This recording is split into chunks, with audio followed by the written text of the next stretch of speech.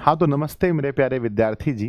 कैसे हैं आप सभी लोग? उम्मीद करता हूँ बहुत अच्छे होंगे। आप सभी का बहुत-बहुत स्वागत है दिशा ऑनलाइन क्लासेस के इस प्यारे से यूट्यूब चैनल पर। आज हम लोग class 10th Sanskrit Bihar board का जो चैप्टर नंबर 7 है जिसका नाम है नीति श्लोका, यानी जो श्लोक के माध्यम से जो नीति दी गई है बच्चों, और एक नहीं, दो नहीं, पूरे 10 नीतियाँ इसमें दी गई हैं। हम सभी लोग दसों नीति को आज जानने वाले हैं। तो जल्दी से आप सभी लोग क्लास में जुड़ जाइए प्यारे बच्चों, अपने सभी दोस्तों के पास बहुत जल्दी जल्दी में क्लास को शेयर कर दीजिए, है ना। जैसा कि आप सब लोग देख रहे हैं, चैप्टर का नाम मेरे बच्चे, चैप्टर का नाम यहाँ पर लिखा गया है कि बिहार बोर्ड क्लास 10th में हमारा जो संस्कृत विषय है उसके चैप्टर नंबर 7 जिसका नाम है नीति श्लोका, है ना। यानी कि जो नीति है बच्चों, और वो भी किस रूप में? श्लोक के रूप में, ठीक है ना। इसको हम लोग पढ़ने वाले हैं। मेरे साथ जुड़ चुके हैं बहुत सारे प्यारे बच्चे जिसका नाम है सोनू कुमार जी, कृतिका कुमारी, अंकित कुमार, राहुल कुमार, हिमांशु, आदित्य, लवली, कृष्णा, दीपेश और ढेर सारे हजारों की संख्या में मेरे बच्चे जुड़ चुके हैं। तो चलिए हम लोग क्लास को, है ना, हम लोग क्लास को बच्चों शुरू करते हैं। तो सबसे पहले देखेंगे, गणेश जी का आशीर्वाद लीजिए, प्यारा सा मोटिवेशन पढ़िए कि कदम बढ़ा तू थक मत जाना, मंजिल मिलेगी तू रुक मत जाना, पसीना तेरे सपनों का ईंधन बनेगा, बस यही रख, है ना, बस यही रख तू हार मत जाना। मेरे बच्चे, कभी हारना नहीं है, और हम सभी का जो सपना है वो ड्रीम 450 प्लस का है, और बच्चों इसे हम लोग किसी भी हाल में अचीव करके ही रहेंगे, किसी भी हाल में इसको अचीव करके रहेंगे। तो प्यारे बच्चों, जल्दी से आप सभी लोग इस क्लास को जल्दी जल्दी से दोस्तों में शेयर कीजिएगा। सर मैच भी है, हाँ, मैच से पहले हमारा क्लास खत्म हो जाएगा, आप लोग मैच भी देख लीजिएगा, ठीक है ना। चलिए, तो प्यारे बच्चों, सबसे पहले आप सभी लोग जितना ज़्यादा हो सकता है अपने सभी दोस्तों में शेयर कर दीजिए जल्दी से, और इस सेशन को, इस प्यारे से सेशन को लाइक कर दीजिए। अगर आपने ये दोनों काम कर दिया है तो एक प्यारा सा दिल बनाकर भेज दीजिए कि गुरुदेव, हमने इस सेशन को शेयर भी कर दिया है, इस सेशन को लाइक भी कर दिया है, ये दोनों काम हो गया। तो प्लीज़ एक बार दिल बनाकर भेजिए ताकि जल्दी हम लोग कहानी शुरू करें और 8 बजते बजते बच्चों हम लोग पूरा समाप्त भी कर पाएँ। चलिए, मेरे सभी बच्चों ने दिल बनाकर भेजा है, अर्थात आप लोगों ने क्लास को शेयर कर दिया है, क्लास को लाइक कर लिया है। तो चलिए अब प्यारे बच्चों, अगले 1 घंटे 15 मिनट के लिए आप लोग मेरे साथ जुड़ जाइए। आइए बच्चों, हम शुरू करते हैं। सबसे पहले हम आपको ये बताना चाहेंगे कि हमारा जो संस्कृत बुक है उसमें हमारे संस्कृत बुक में कुल चैप्टर की संख्या कितनी है, पहले ये बताओ। कुल चैप्टर की संख्या कितनी है गुरुदेव? चैप्टर की संख्या कुल हमारा 14 है, और 14 चैप्टर में से हमारे बुक से अप्रॉक्स मान लो 45 ऑब्जेक्टिव और 16 नंबर के क्वेश्चन, यानी लगभग 60 नंबर का होता है। 14 चौके 56, लगभग हर चैप्टर मेरे बच्चे 4 से 5 अंक का होता है। हर चैप्टर कितने अंक का होता है, एक बार कमेंट बॉक्स में लिखिएगा। गुरुदेव, हर चैप्टर 4 से 5 अंक का होता है, हर चैप्टर 4 से 5 अंक का होता है। चलिए अब कुछ बेसिक जानते हैं प्यारे बच्चों। यह जो चैप्टर है, यह चैप्टर हमारा जो है ये महाभारत से लिया गया है। कहाँ से बच्चों? महाभारत में जो घटना है वहीं से इस चैप्टर को लिया गया है। क्या आप लोगों ने कभी बच्चों महाभारत देखा है या नहीं देखा तो नाम सुना होगा। महाभारत बच्चों, महाभारत जो है, महाभारत अगर हम देखें तो बच्चों महाभारत जो है इसके लेखक कौन है? वेद व्यास जी। कौन है? वेद व्यास जी ने, वेद व्यास जी ने इसे लिखा है। और ये बच्चों, ये दुनिया का सबसे बड़ा महाकाव्य है। अगर आपसे कोई पूछे कि दुनिया का सबसे बड़ा महाकाव्य कौन सा है तो क्या बताना? दुनिया का सबसे बड़ा महाकाव्य है बच्चों महाभारत, है ना। सबसे बड़ा महाकाव्य है महाभारत, जिसमें अगर आप लोग अगर चाहेंगे कि मैं थोड़ा सा आपको शॉर्टकट में महाभारत की स्टोरी सुना दूं तो बच्चों एक बार यस लिख करके भेजिए कि गुरुदेव, है ना, शॉर्टकट में एक बार मुझे स्टोरी सुना दीजिए। कितने लोग चाहते हैं कि गुरुदेव आपको शॉर्टकट में स्टोरी सुना दे 5 मिनट के अंदर? कितने लोग चाहते हैं? अगर आप चाहते हैं तो बच्चों लीजिए, हम टाइमर शुरू करते हैं और हम आपको 5 मिनट के अंदर शॉर्टकट में हम आपको स्टोरी सुना देते हैं। आइए बच्चों स्टोरी सुनाते हैं। सबसे पहले इसकी शुरुआत होती है ना, महाभारत बच्चों शुरुआत होती है बच्चों कुरुवंश से। किस वंश से बच्चों बताना? कुरुवंश से इसकी शुरुआत होती है, जिसके राजा थे है ना। कुरु वंश से इसकी शुरुआत होती है। किससे होती है, किस वंश से? कुरु वंश से इसकी शुरुआत होती है, जिसके राजा थे राजा शांतनु। कौन थे बच्चों? राजा राजा राजा शांतनु, है ना। राजा शांतनु थे, है ना, राजा शांतनु थे। और कहते हैं इसके पूर्व पत्नी से, जो इसकी पहले की पत्नी थी, है ना, पहले की जो पत्नी थी उससे एक पुत्र प्राप्त हुआ था, जिसका नाम था बच्चों, जिसका नाम था देवव्रत। बच्चों क्या नाम था, है ना। पहले की पत्नी का जो एक बेटा था उसका नाम क्या था बच्चों, बताना। उसका नाम था देवव्रत। क्या नाम था बच्चों? उसका नाम था देवव्रत, है ना, देवव्रत नाम था, देवव्रत नाम था, ठीक है ना। कहते हैं उसके बाद राजा शांतनु को, है ना, राजा शांतनु को एक बच्चों मछना, एक जो मछुआरा होता है ना, उसकी बेटी से प्रेम हो गया, है ना। मछुआरे की बेटी से प्रेम हो गया, मछुआरे की बेटी से प्रेम हो गया, है ना। बच्चों मछुआरे की बेटी से प्रेम हो गया। उस मछुआरा का क्या नाम था, मैया? धीवर कन्या, ऐसे कुछ नाम था। मछुआरे की एक बेटी से, है ना, मछुआरे की, है ना, मछुआरे की बेटी से इन्हें प्रेम हो गया, मछुआरे की बेटी से इन्हें प्रेम हो गया। तो मछुआरे की जो बेटी थी, इन्होंने क्या क्या नाम था बच्चों, किसी को याद है क्या? अगर नाम याद है तो बताइएगा। इनसे इन्हें प्रेम हो गया तो इन्होंने कहा कि मैं राजमहल नहीं जाऊंगी। इन्होंने क्या कहा कि मैं राजमहल नहीं जाऊंगी। तो उन्होंने पूछा राजा शांतनु ने कि आखिर तुम राजमहल क्यों नहीं जाओगी? तो इन्होंने बोला कि मैं तो मछुआरे की बेटी हूँ, मैं तो मछुआरे की बेटी हूँ, और अगर मैं राजमहल चले भी गई तो वहां मुझे दासी बनकर रहना पड़ेगा। क्या बनकर रहना पड़ेगा बच्चों? दासी बनकर रहना पड़ेगा, ठीक है ना। इसलिए मैं नहीं जाऊंगी वहां पर। तो या तो आप मुझे वचन दीजिए कि मेरे जो बेटा होगा, मेरा जो पुत्र होगा, वही कुरु वंश का राजा बनेगा। वही क्या बनेगा बच्चों, बताओ? वही, हाँ, सत्यवती नाम था। सही बोला बच्चों, है ना। एक बच्चे ने मुझे बताया क्या नाम था, सत्यवती, है ना। सत्यवती उनका नाम था, है ना, सत्यवती नाम था। तो इन्होंने कहा, है ना, इन्होंने कहा कि मेरा बेटा जो है वहां का राजा बनेगा, इस बात को आप मानेंगे तभी मैं महल में जाऊंगी। तो बहुत ही, अब किसके लिए संकट हो गया, कमेंट बॉक्स में लिखिएगा। संकट किसके लिए हो गया? तो बहुत ही बड़ा संकट हो गया। किसके लिए? राजा के लिए बहुत बड़ा संकट हो गया। और ये बात जैसे ही पता चला बच्चों, जैसे ही पता चला, किसको? देवव्रत को पता चला कि मेरे पिता को इस बुढ़ापे में किसी से प्रेम हो गया है, किसी से प्रेम हो गया है, और पिता बहुत ही मुश्किल में जी रहे थे, हमेशा चिंतित रह रहे थे। तो इन्होंने आकर के इनसे कहा, मछुआरे की बेटी से, अगर मेरे पिता आपसे प्रेम करते हैं तो चलिए मेरे राजमहल में। तो इन्होंने कहा कि मैं राजमहल में नहीं जा सकती, अगर मैं राजमहल में जाऊंगी तो मेरे बेटे को क्या मिलेगा, मेरे बेटे को क्या मिलेगा। तो उन्होंने कहा कि मैं है ना, मैं आपको वचन देता हूं कि आपका ही पुत्र राजा बनेगा। क्या बोला उन्होंने? कि मैं आपको वचन देता हूं कि आपका ही पुत्र राजा बनेगा, और मैं जीवन भर कभी शादी नहीं करूंगा, मैं जीवन भर शादी नहीं करूंगा। इन्होंने बच्चों प्रतिज्ञा लिया। इन्होंने क्या लिया? इन्होंने मेरे बच्चे प्रतिज्ञा लिया। क्या लिया? प्रतिज्ञा लिया। और जिसे हम लोग कहते हैं भीष्म प्रतिज्ञा। क्या बोलते हैं? जिसे क्या कहते हैं? भीष्म प्रतिज्ञा कहते हैं। इन्होंने जीवन भर यानी आजीवन विवाह नहीं लेने का, विवाह नहीं करने का इन्होंने प्रण लिया कि मैं जिंदगी में कभी भी बच्चों शादी नहीं करूंगा। इसे ही बोलते हैं क्या, बताओ? इसे ही कहते हैं भीष्म प्रतिज्ञा बच्चों। और याद रखिएगा, देवव्रत किसका पुत्र था? तो ये जो पहले की पत्नी थी बच्चों, गंगा, है ना। कौन थी बच्चों? गंगा माँ, है ना। जो गंगा माँ है ना, यही बच्चों, है ना। तो ये समझिए, माफ कीजिएगा, पत्नी नहीं होगी, गंगा माँ का वरदान से ये पैदा हुआ था। कौन? गंगा माँ की वरदान से पैदा हुआ था। कौन? देवव्रत यानी भीष्म। इसलिए बच्चों भीष्म को किसका पुत्र कहा जाता है? कमेंट बॉक्स में लिखिएगा, भीष्म को किसका पुत्र कहते हैं? तो याद रखिएगा मेरे बच्चे, भीष्म को गंगा पुत्र कहते हैं, है ना। क्या बोलते हैं? गंगा पुत्र कहते हैं। चलिए, अब यहां तक बात हो गई बच्चों। अब विवाह किसका हो गया? कमेंट बॉक्स में लिखिए कि अब विवाह किसका हो गया। तो मेरे बच्चे, अब विवाह किसका हो गया?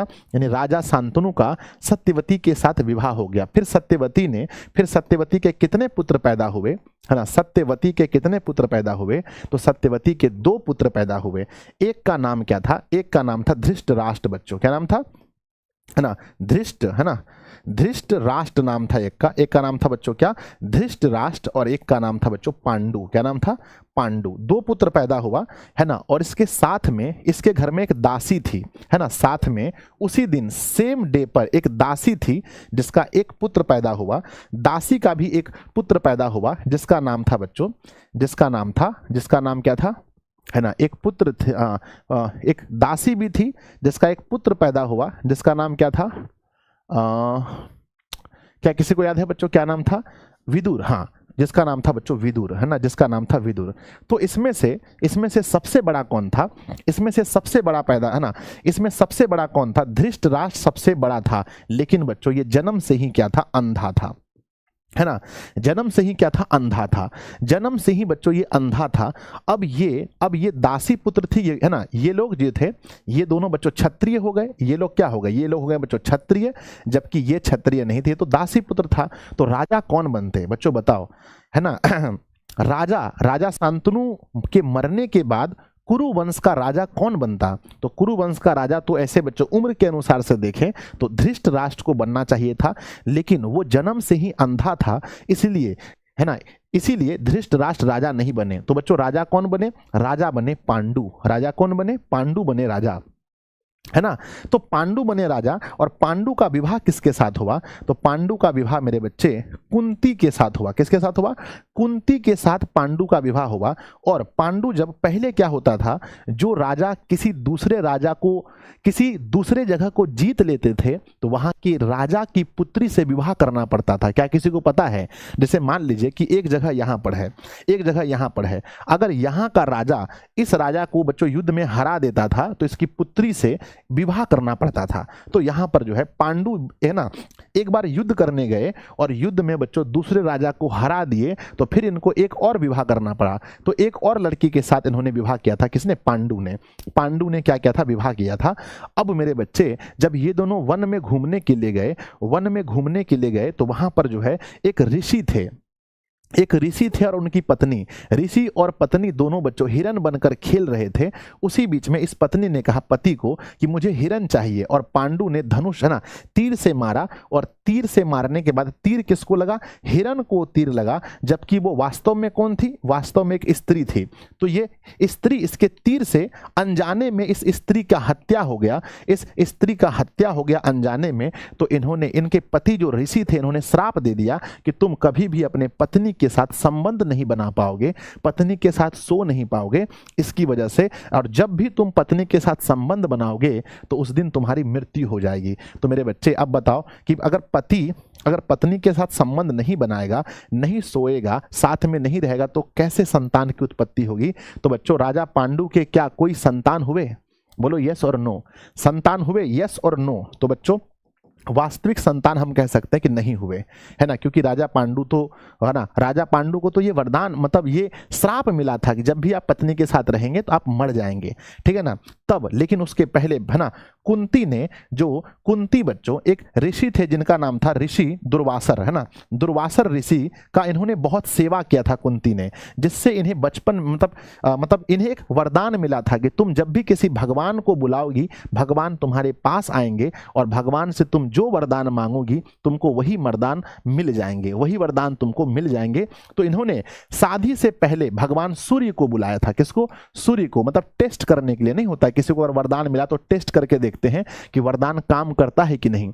तो भगवान सूर्य को बुलाया था। तो भगवान सूर्य ने इन्हें एक पुत्र दिया था कुंती को, जिसका नाम क्या था बताओ, कमेंट बॉक्स में लिखिए। भगवान सूर्य ने कुंती को कौन सा पुत्र दिया था, तो भगवान सूर्य ने इन्हें दिया था बच्चों कर्ण। क्या नाम था, कर्ण। लेकिन विवाह से पहले अगर किसी स्त्री का विवाह से पहले अगर पुत्र हो जाए तो क्या स्त्री उस पुत्र को रख पाएगी, नहीं। तो लाज के मारे, अपने पिता के लाज के मारे कर्ण को उन्होंने बहा दिया पानी में, कर्ण को बहा दिया। उसके बाद जब इन्हें पता चला कि मेरे पति, है ना, मेरे पति के साथ कभी भी मेरा संबंध नहीं हो सकता है, तो इन्होंने फिर भगवान को बुला बुला करके अपने पुत्र की प्राप्ति की। तो बच्चों कुंती के, यानी कि हम कह सकते हैं कि पांडु के कितने पुत्र हुए, तो पांडु के फिर 5 पुत्र हुए। ध्यान दीजिए, पहला पुत्र हुआ युधिष्ठिर, दूसरा हुआ मेरे बच्चे दूसरा कौन हुआ? पहला हुआ युधिष्ठिर, फिर हुआ बच्चों हमारा मान लो भीम, और फिर कौन हुआ? अर्जुन, और फिर कौन हुआ? नकुल, और फिर सहदेव। यानी बच्चों फिर भगवान को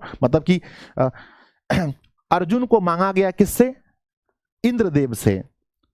और भीम को मांगा गया किससे? भीम को मांगा गया मेरे बच्चे किससे? पवन पुत्र से, है ना, सॉरी पवन से, मतलब कि पवन देव से मांगा। तो मतलब देवताओं से मांग करके इनके 5 पुत्र हुए। और उसके बाद ये जो धृष्ट राष्ट्र थे, धृष्ट राष्ट्र से इनका विवाह गांधारी के साथ हुआ। किसका हुआ? है ना, गांधारी के साथ, गांधारी के साथ हुआ, जिन्होंने बच्चों जिन्होंने कितने पुत्र दिए थे बताओ? एक मांस का लोथड़ा को जन्म दिया, मांस का लोथड़ा। और उस मांस के लोथड़े में जान डालने वाले कौन थे? उस मांस के लोथड़े में जान डालने वाले कौन थे? तो जान डालने वाले व्यक्ति का नाम था वेद व्यास। और वेद व्यास ने उस मांस के लोथड़े से कितना पुत्र बनाया था, किसी को पता है? तो बच्चों मांस के लोथड़े से 100 पुत्र बना, 100 पुत्र और एक पुत्री, एक बनी थी पुत्री।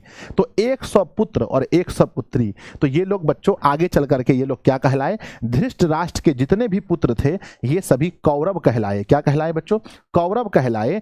और ये लोग क्या कहलाए? ये जो पांडु के पुत्र थे ये लोग क्या कहलाए? ये लोग पांडव कहलाए। और आगे चल करके बच्चों इसका सबसे बड़ा बेटा जो था, 100 पुत्र में सबसे बड़ा बेटा था जिसका नाम था दुर्योधन। क्या नाम था? दुर्योधन बच्चों। क्या नाम था? बड़ा बेटा का नाम दुर्योधन था, और यहां पर बड़ा बेटा का नाम युधिष्ठिर था। तो बच्चों अब इन सब में क्योंकि वो वंश खत्म हो गया, तो दुर्योधन और युधिष्ठिर में उम्र में बड़ा कौन था? उम्र में बड़ा कौन था? उम्र में बड़ा था बच्चों युधिष्ठिर। तो राजा किसको बनना था बताओ? राजा किसको बनना था? उम्र में बड़ा था युधिष्ठिर, तो राजा किसको बनना था? कमेंट बॉक्स में लिखिएगा। तो उम्र में बड़ा था युधिष्ठिर, तो बच्चों तो राजा बनना था युधिष्ठिर को, लेकिन दुर्योधन उसको, है ना, लेकिन दुर्योधन जो है उसको राजा बनने नहीं दे रहा था। दुर्योधन राजा बनने नहीं दे रहा था। इसी बीच दोनों में क्या हो गया? इसी कारण से, बीच में और भी बहुत कुछ है, बोलेंगे तो टाइम ही नहीं है। इसी बीच में दोनों में क्या हो गया बच्चों? बताओ कमेंट बॉक्स में। दोनों पक्ष में क्या हो रहा है? दोनों पक्ष में युद्ध हो गया बच्चों, है ना।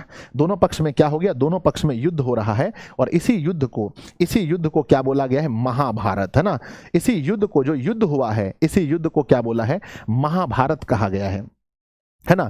इसी युद्ध को महाभारत कहा गया। यानी कि अपने ही भाई अगर देखें बच्चों तो चाचा और चाचा वाला मतलब इसमें रिश्ता है। धृतराष्ट्र और पांडु दोनों भाई थे। इसका बेटा और इसका बेटा भी आपस में भाई होना चाहिए, है ना, लेकिन नहीं बने। तो बच्चों हमने जैसा कि कहा कि यहाँ पर एक दिन में घर में 3 लोग पैदा हुए। पहला का नाम था धृतराष्ट्र, दूसरे का नाम पांडु, और दासी पुत्री का नाम विदुर था। तो विदुर को क्या बनाया गया बच्चों? बताओ कमेंट बॉक्स में। विदुर को मंत्री बनाया गया। क्या बनाया गया? मंत्री। और आप जानते हैं विदुर को क्या बनाया गया? कमेंट बॉक्स में लिखिएगा। विदुर को क्या बनाया गया? मंत्री बनाया गया विदुर को। अब जब इनके पुत्रों में, है ना, और पांडु की फिर मृत्यु हो गई। पांडु ने बच्चों इनके साथ संबंध बनाने की कोशिश की, तो पांडु उसी दिन मर गए क्योंकि इनको श्राप दिया गया था। अब बच्चों बाकी रह गए धृतराष्ट्र, है ना। तो धृतराष्ट्र जो है ये युद्ध को देख नहीं पा रहे हैं, है ना, ये युद्ध को देख नहीं पा रहे हैं। और युद्ध होने से पहले अपने मन में उनके बहुत सारे प्रश्न हैं। किसके मन में प्रश्न है? बोलिए, किसके मन में प्रश्न है? किसके मन में प्रश्न है? तो सर धृतराष्ट्र जो अंधा है उसके मन में बहुत सारे प्रश्न हैं। और वो अपना प्रश्न किससे पूछ रहे हैं? अपना प्रश्न किससे पूछ रहे हैं गुरुजी? वो अपना प्रश्न मंत्री से, यानी कि एक तरह से मंत्री कह सकते हैं, एक छोटा भाई भी बोल सकते हैं। मंत्री विदुर से अपना प्रश्न पूछ रहे हैं और उसी प्रश्न का उत्तर विदुर दे रहे हैं। तो चलिए बच्चों चैप्टर शुरू करें। ऐसे पूरा महाभारत सुना देंगे हम कभी मौका मिला तो। बोलिए चैप्टर शुरू करें तो यस लिख करके भेजिए। गुरुजी चैप्टर शुरू कीजिए, चैप्टर शुरू कीजिए। तो बच्चों आपने देखा कि दोनों पक्ष में लड़ाई हो रही है, यही महाभारत है। चैप्टर शुरू करते हैं। देखिए बच्चों मैंने बहुत टाइम आप लोग का लगा दिया, और महाभारत में बहुत बड़ा रोल किसका है? बहुत बड़ा रोल बच्चों कृष्ण भगवान का है। कृष्ण भगवान जो है अर्जुन के फुफेरे भाई थे। कैसे भाई थे? फुफेरे ममेरे भाई थे ये दोनों, है ना, फुफेरे भाई थे। चलिए बच्चों आगे बढ़ते हैं। सबसे पहले लिखा गया है, सुनिएगा ये जो पाठ है इसके बारे में क्या लिखा गया है। कहते हैं अयम पाठः सुप्रसिद्धस्य ग्रंथस्य महाभारतस्य उद्योग पर्वे अंश विशेषे अध्याय 33-40 रूपया विदुरनीति संकलितः। मेरे बच्चे इसका मतलब क्या हुआ कि अयम पाठ मतलब यह पाठ, अयम पाठ मतलब यह पाठ सुप्रसिद्ध ग्रंथस्य, यानी सुप्रसिद्ध ग्रंथ के, सुप्रसिद्ध ग्रंथ महाभारतस्य मतलब महाभारत के उद्योग पर्वणः अंश विशेषः रूपया विदुर नीति संकलितः, यानी यह जो पाठ है महाभारत के किस पर्व से लिया गया है बच्चों बताइए, महाभारत के किस पर्व से लिया गया है? तो महाभारत के किस पर्व से यह जो पाठ है, यह पाठ है महाभारत के किस पर्व से लिया गया है? तो कहना बच्चों उद्योग पर्व का। किसका विशेष अंश है? किसका विशेष अंश है? तो उद्योग पर्व का विशेष अंश है मेरे बच्चे। जो विदुर नीति है ना, अब देखिए विदुर नीति भी महाभारत के अंदर है, तो महाभारत में जो विदुर नीति से लिया गया है, या तो ऑप्शन में हम देखेंगे कि महाभारत होना चाहिए, महाभारत नहीं है तो महाभारत में एक ऑप्शन होगा विदुर नीति से लिया गया है। और बच्चों जो विदुर नीति है, विदुर नीति के किस अध्याय से किस अध्याय तक लिया गया है बताओ? विदुर नीति के किस अध्याय से किस अध्याय तक लिया गया है? कमेंट बॉक्स में लिखिए। तो विदुर नीति के अध्याय 33 से लेकर के 40 के बीच से उठाया गया है। विदुर नीति के अध्याय 33 से लेकर 40 के बीच से लिया गया है। कहते हैं कि युद्धम आसनम प्राप्य धृष्टराष्ट्रो मंत्री प्रवरः विदुरः स्वचितस्य शांतनेः काश्चित् प्रश्नः नीति विषयकानः पृच्छति। इसका मतलब ये हुआ कि विदुर जो थे युद्ध को आसन मतलब होता है निकट, प्राप्य मतलब जानकर, जब युद्ध निकट हो गया अब लगने लगा कि मेरे बेटे यानी कौरवों के बीच में और पांडु के बेटे यानी पांडव के बीच में युद्ध होने वाला है, तो इनके मन में बहुत डर हो गया। दुर्योधन तुम युद्ध मत करो बेटे, मत करो। लेकिन दुर्योधन मानने वाला नहीं था, बहुत अधर्मी व्यक्ति था दुर्योधन, है ना। सर आप बोले थे प्रचार नहीं आएगा, गलती से लगता है ऐड ऑन हो गया होगा, इसलिए प्रचार आ रहा है बच्चों। अभी मैं बंद करवाता हूं, एक सेकेंड, गलती से ऐड ऑन हो गया होगा, ठीक है ना। अभी बंद कराता हूं। तो बच्चों किसके बीच में? पांडव और कौरव के बीच में लड़ाई होने वाला है। हेलो बाबू, बोले जो क्लास लाइव चला इसमें आप ऐड ऑन करवा दिए क्या? हम मना किए थे ना इसके लिए, जल्दी बंद कीजिए। चलिए, तो मेरे बच्चे हमने क्या बोला था आपको कि ध्यान दीजिएगा। कहते हैं कि युद्धम आसनम प्राप्य, युद्ध को निकट देखकर धृष्ट राष्ट्रो मंत्री प्रवरः विदुरः, धृष्ट राष्ट्र जो है अपने मंत्री विदुर से स्वचितस्य मतलब अपने चित्त के शांति के लिए काश्चित मतलब कुछ, प्रश्नात मतलब प्रश्न, नीति विषय कान मतलब नीति से संबंधित। नीति मतलब क्या होता है? अगर मान लीजिए बच्चों कि किसी के घर में छोटा छोटा बच्चा गाली गलौज करता है तो हम क्या कहते हैं? आपके घर की नीति अच्छी नहीं है। अगर बच्चों हमारे राज्य में बाढ़ को रोकने का कोई उपाय नहीं लगाया जा रहा है तो हम क्या कहते हैं कि बच्चों सरकार की क्या अच्छी नहीं है? बताओ कमेंट बॉक्स में, सरकार की क्या अच्छी नहीं है? एक ही चीज कमेंट मत कीजिए अंकित जी, 100 बार कमेंट हो चुका है ना। तो हम कहते हैं कि सरकार की नीति अच्छी, नीति मतलब समझते हैं ना, नीति मतलब ढंग, तरीका अच्छा नहीं है। तो मेरे बच्चे कहते हैं कि युद्धनम है ना, युद्धम आसनम प्राप्य, युद्ध को करीब देखकर धृष्ट राष्ट्रो मंत्री प्रवर विदुर स्वचरित्रस्य शांते काश्चित प्रसन्ना नीति विषय काणः पृच्छति। यानी युद्ध को करीब देख करके धृष्ट राष्ट्र जो है अपने मंत्री विदुर से अपने स्वयं के चित्त के शांति के लिए कुछ प्रश्न, नीति से संबंधित जो प्रश्न है वो पूछते हैं। कहते हैं तेषाम समुचित उत्तरम विदुरो ददाति, और उसके प्रश्न का उत्तर कौन देते हैं? कमेंट बॉक्स में लिखिएगा, है ना। विदु है ना मेरे बच्चे, है ना, प्रश्न के उत्तर कौन देते हैं? धृष्ट। क्या आप लोग मुझे सुन पा रहे हैं?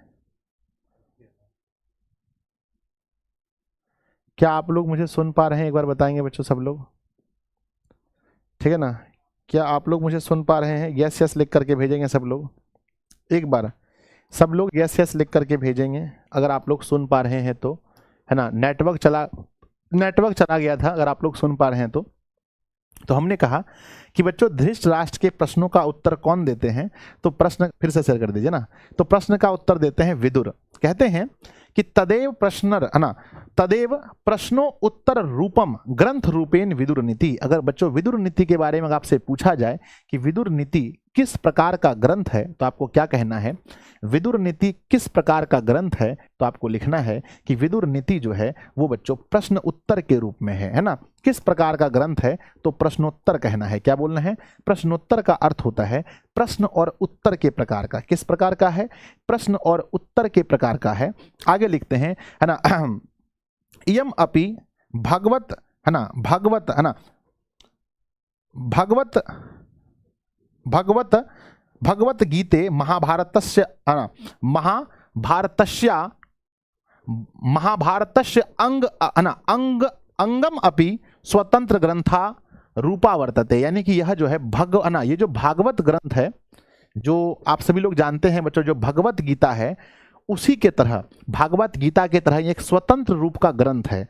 आपसे पूछा जाएगा कि बच्चों, है ना, भगवत गीता के तरह ही, है ना, भगवत गीता के तरह ही एक स्वतंत्र ग्रंथ कौन सा है? तो बच्चों बताइए क्या लिखेंगे?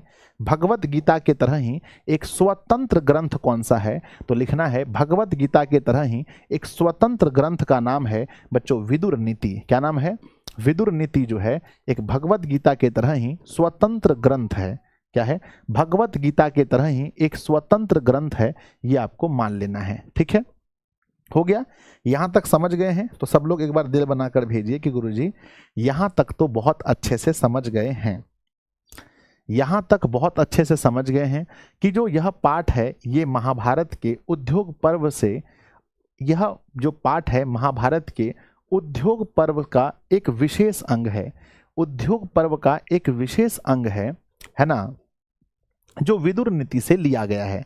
युद्ध को करीब देख करके धृतराष्ट्र अपने मंत्री विदुर से अपने चित्त की शांति के लिए कुछ नीति संबंधित प्रश्न पूछते हैं, जिसका उत्तर विदुर समुचित उत्तर देते हैं और कहते हैं यह जो ग्रंथ है ये प्रश्न उत्तर के रूप में है और ये भागवत गीता के तरह ही एक स्वतंत्र प्रकार का ग्रंथ है। बच्चों यहां तक हम लोग सीख चुके हैं।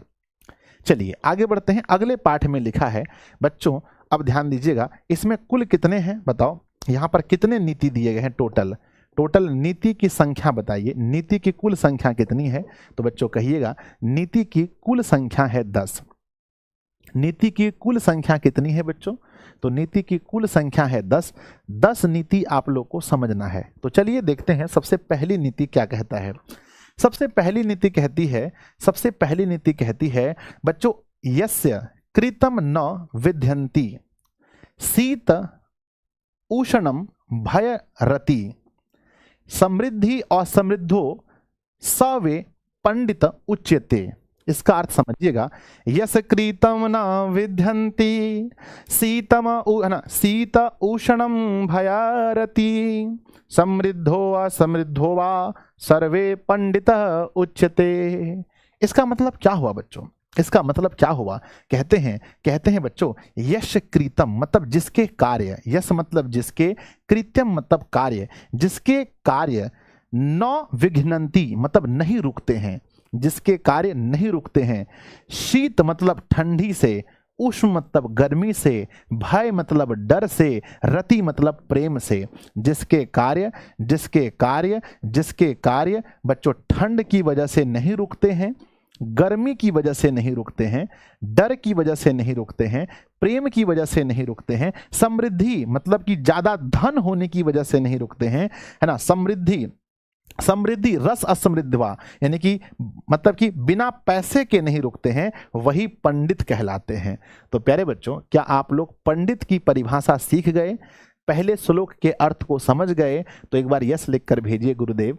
पहले श्लोक को तो आपने सिखा दिया, पहले श्लोक को आपने बता दिया कि यस कृतम न विद्यन्ति शीत, है ना, शीतम उष्णम भयम रति समृद्धो, है ना, समृद्धि रस, है ना, समृद्धि और समृद्ध हो सवे पंडित उच्यते। कहते हैं कि वही पंडित है जिसके काम ठंडी के कारण, गर्मी के कारण, ठंडी गर्मी डर प्रेम, है ना, और पैसे की वजह से नहीं रुकते हैं, वही लोग पंडित कहलाते हैं। वही लोग क्या कहलाते हैं? पंडित कहलाते हैं। चलिए अब समझते हैं श्लोक नंबर दूसरे को। श्लोक नंबर दूसरा कहता है तत्वज्ञः सर्वभूतानां योग, है ना, योग्यः सर्वकर्मणां उपा, है ना, उपायज्ञो मनुष्यानां नरः पंडित उच्यते। कहते हैं कि तत्वज्ञः सर्वभूतानां यानी सभी व्यक्ति के तत्व को जानने वाला। बताइए सबके अंदर क्या है, कमेंट बॉक्स में लिखिए। मेरे अंदर, आपके अंदर, इस दुनिया में जितने भी लोग हैं सबके अंदर क्या है? सबके अंदर आत्मा है, आत्मा है, आत्मा है। तो कहते हैं तत्वज्ञः सर्वभूतानां, सभी व्यक्ति के, है ना, सभी व्यक्ति के तत्व को जानने वाला यानी आत्मा को जानने वाला, सभी मनुष्य के आत्मा को जानने वाला, योग्यः सर्वकर्मणा, और सभी कर्म को करने वाला। योग मतलब, है ना, सभी कर्म को करने वाला, जो सभी प्रकार के कर्म को करने वाला। उपायज्ञो मनुष्यानाम, है ना, उपायज्ञो मनुष्यानाम नरः पंडित उच्यते। कहते हैं वह मनुष्य, वही मनुष्य बच्चों पंडित है, वही नर पंडित है, वही नर पंडित है जो सभी के अंदर के तत्व को जानता है, जो सभी कर्मों को करता है, वही मनुष्य पंडित है, वही मनुष्य पंडित है। समझ गए बच्चे? तो यस लिख करके भेजिए कि सर पहले और दूसरे श्लोक में पंडित के बारे में बताया गया। पहले बताया गया कि जिसके काम ठंडी, गर्मी, डर, प्रेम और संपत्ति की वजह से या संपत्ति नहीं होने की वजह से नहीं रुकते हैं, वही पंडित कहलाते हैं। दूसरे में कहा कि सभी मनुष्य के तत्व को जानने वाला और सभी कर्मों को करने वाला जो मनुष्य होता है, वही नर में पंडित होता है, वही पंडित होता है। चलिए श्लोक नंबर तीसरे में देखते हैं क्या कहा। कहते हैं श्लोक नंबर तीसरे में कहते हैं अनाहूतः प्रविशति अपृष्टो बहुभासते अविश्वसते विश्वासति मूढ़चे नराधम अनाहूत प्रविशति अपृष्टो बहुभासते अविश्वस्ते विश्वस्ति मूढ़चेता नराधम। इसका मतलब हुआ बच्चों अनाहूतः। इसका अर्थ हुआ कि अनाहूतः प्रविशति मतलब बिना बुलाए जो प्रवेश करता है। अब बच्चों कहीं आपके, है ना, अगर आपके घर में कोई व्यक्ति बिना बुलाए आ जाए, है ना, आप लोग क्या खा रहे हैं, दीजिए ना हम खाएंगे। अगर कोई व्यक्ति आपके घर में बिना बुलाए आता है, जो व्यक्ति कहीं बिना बुलाए जाता है, अपृष्टो बहुभासते बिना पूछे बहुत बोलता है। कुछ लोग देखते होंगे ना बीच में खूब बोलता है। क्या आपके कोई दोस्त ऐसा है जो बिना पूछे भटर भटर खूब करता है ना, जिससे आप कुछ पूछेंगे भी नहीं लेकिन बोलने के लिए वो तैयार होता है। कहते हैं कि अनाहूत प्रविशति बिना बुलाए जो प्रवेश करता है, आता है। अपृष्टो बहुभासते बिना पूछे जो बहुत बोलता है ना। अविश्वस्ते विश्वासति यानी अविश्वासी पर जो विश्वास करता है। अगर आप किसी गद्दार व्यक्ति पर भरोसा करते हैं, जो दोस्त आपको एक बार धोखा दिया है, आप उसके ऊपर फिर से विश्वास करते हैं, तो आप मूर्ख हैं। आप क्या है? मूर्ख हैं। कहते हैं मूढ़ा चेता नराधमा, और ऐसे व्यक्ति को नराधम कहा गया है, ऐसे व्यक्ति को नीच व्यक्ति कहा गया है। नराधम का अर्थ क्या होता है? नराधम का अर्थ होता है नीच। ऐसे मनुष्य को नीच कहा गया है। सुन लीजिए बच्चों, बिना बुलाए किसी के यहाँ जाना नहीं है, बिना पूछे किसी को कुछ बोलना नहीं है। और मेरे बच्चे अविश्वस्ते विषना अविश्वस्ते विश्वस्ति मूढ़ चेता नराधम, और कहते हैं अगर किसी अविश्वासी पर अगर आप विश्वास करते हैं तो आप मूर्ख कहलाएंगे और नीच कहलाएंगे, मूर्ख और नीच कहलाएंगे। क्या तीसरे नंबर श्लोक को समझ गए? तो प्यारा सा दिल बनाकर भेजिए गुरुजी। तीसरे नंबर श्लोक में विदुर तीसरे नंबर श्लोक में धृष्ट राष्ट्र को नीच मनुष्य के और मूर्ख के बारे में नीति बताते हैं कि देखिए गुरुजी, अनाहूतः प्रविशति बिना बोले जो है ना, बिना पूछे जो आता है ना, बिना बुलाए जो आता है। अपृष्टो बहुभासते बिना पूछे जो बोलता है। अविश्वस्ते विश्वस्ति यानी जो अविश्वासी पर भी विश्वास करता है। ऐसे मनुष्य को मूर्ख और नीच कहा गया है, ऐसे मनुष्य को मूर्ख और नीच कहा गया है। मेरे बच्चे श्लोक नंबर 4 में कहते हैं, एको धर्मः परम श्रेयः क्षमय का शांति रूत है ना, शांति रूतमा, विद्या का परम तृप्ति, अहिंसे का सुखवह, अहिंसे का सुखवह, एको धर्म परम श्रेय, क्षमय का शांति रूतमा, विद्या का परम तृप्ति, अहिंसा सुखवह, अहिंसा है ना, अहिंसे का सुखवह। इसका अर्थ हुआ बच्चों कि एक है ना, एको धर्म परम श्रेय। बच्चों पूछा जाए, श्रेय का अर्थ होता है श्रेष्ठ। अगर एग्जाम में अगर आपसे पूछा जाए कि सबसे श्रेष्ठ क्या है, सबसे श्रेष्ठ क्या है, तो कहना बच्चों धर्म ही है जो इस दुनिया में सबसे परम श्रेष्ठ है। धर्म ही है इस दुनिया में जो परम श्रेष्ठ है। कहते हैं एको धर्म परम श्रेय, मतलब एक धर्म ही है जो परम श्रेष्ठ है। क्षमय का शांति रूतमा, यानी बच्चों अगर आपको शांति चाहिए तो क्या करना सीखना पड़ेगा बताइए। अगर आपको शांति चाहिए तो आपको क्या सीखना पड़ेगा? शांति के लिए आपको बच्चों क्षमा सीखना पड़ेगा, आपको लोगों को क्षमा करना पड़ेगा। और कहते हैं विद्या का परम तृप्ति, कहते हैं बच्चों परम तृप्ति किससे मिलती है? क्या समोसा खाने से परम तृप्ति मिलती है? बताइए बच्चों, परम तृप्ति किससे मिलती है? परम तृप्ति किससे मिलती है बताइए। तो कहते हैं विद्या। जब आप ज्ञानवान होते हैं, जब आप विद्या ग्रहण करते हैं, जब आप विद्या ग्रहण करते हैं तो आपको परम तृप्ति मिलती है, आप तृप्त हो जाते हैं। कहते हैं कि विद्या का परम तृप्ति, अहिंसे का सुखवह। और बच्चों जीवन में अगर आपको सुख चाहिए, जब सुख चाहिए तो आपको क्या बनना पड़ेगा? अहिंसा, है ना, अहिंसक बनना पड़ेगा। यानी बच्चों आपके जीवन में आपको क्या लाना पड़ेगा? अहिंसा लाना पड़ेगा। यानी किसी भी जीव जंतु की आपको हत्या नहीं करनी पड़ेगी, किसी भी जीव जंतु को आपको मारना नहीं पड़ेगा। समझ गए? तो प्यारे बच्चों जो लोग चैप्टर ना, जो लोग श्लोक नंबर 4 को समझ गए, प्यारा सा दिल बनाकर भेजिए। बच्चों पूछा जाएगा कि श्रेष्ठ क्या है, कहना पड़ेगा धर्म। पूछा जाएगा शांति कैसे मिलेगी, आपको बताना पड़ेगा क्षमा करने से।